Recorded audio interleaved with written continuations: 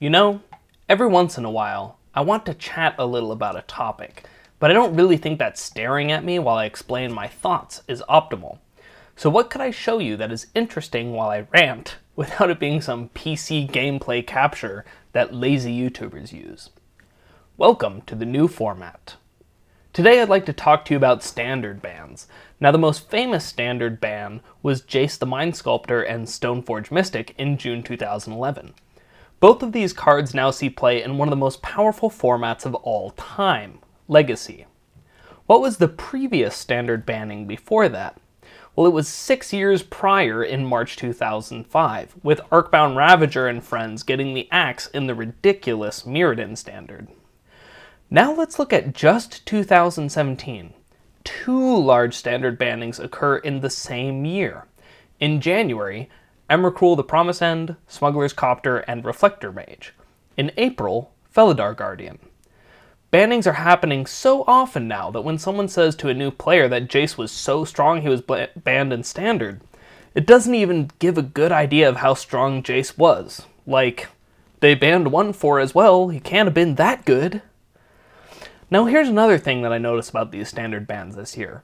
They are all creatures. And I do hear the cry immediately, but Luke, Copter is not a creature.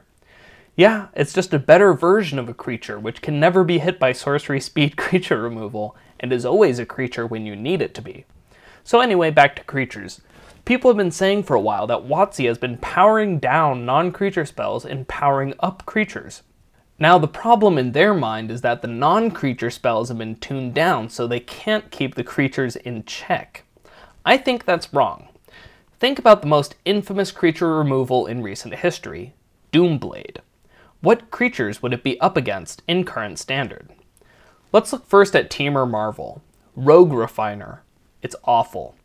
Whirler Virtuoso. It's awful. Ulamog. It's awful. It doesn't even trade evenly with their 2-drop, Servant of the Conduit.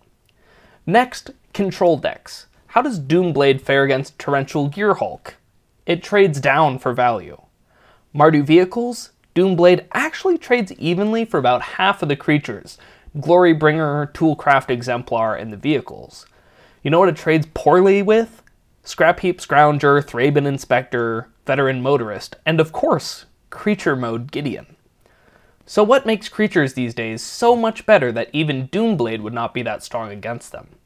Lots of creatures have come into play abilities that are so strong that after they occur you don't really care what happens to the creature. Even more hostile is the recent move to make creatures have effects when they are cast, making even a counterspell not sufficient to stop a creature deck from getting value. But here's the real difference between an overly powerful creature and an overly powerful spell. When a spell gets cast, you endure that hardship once. Even a great spell like Cryptic Command hits you once, and from there the game continues. An overly powerful creature is not a one-time thing. It sits on the board and bashes you every single turn, or does whatever powerful effect it is designed to have. So when you dial up a creature, that increase in power is felt multiple times. And that's exactly why our bannings have been creatures, because when they are out of whack, they sit on the board and do out-of-whack stuff over and over in an oppressing manner. So tuning up non-creature spells will not fix this problem. Creatures actually have to be turned down a notch. The most amazing ban to me, though, was Reflector Mage. This card was a pain in the butt for months, and its love affair with Collected Company was something that caused great anguish at one time. But when it was banned, it was seeing zero play. None. People had moved on to bigger and better things. What shocked me with this ban was the reasoning. R&D figured that blue-white decks would gain prominence after the banning of Emrakul. R&D was essentially saying, hey guys, I know that we are having to ban Emrakul right now, because we have no ability to do card evaluation for future standard environments. But trust us, we can totally evaluate how this card will perform in future standard environments. How ridiculous is that? It's the most hubris I've ever seen them display. But now it seems that they have finally been humbled by the horrid attendance at Standard events. At my own store, Standard has not fired for a very long time, and it has been completely replaced by Modern. WotC has responded to this with the announcement by Mark Rosewater that there will be a new group in Magic R&D, Play Design.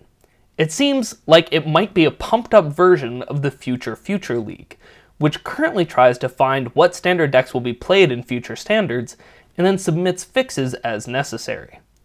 Now, I have read articles about the Future League, and there's one thing that I think hinders them from finding the most busted decks. When describing the games there, they talk about how low stress they are, since nothing is on the line, and how they can quit games early since it doesn't matter who wins, as long as they learn something about the card design from their games. I think that is a tad too low stress.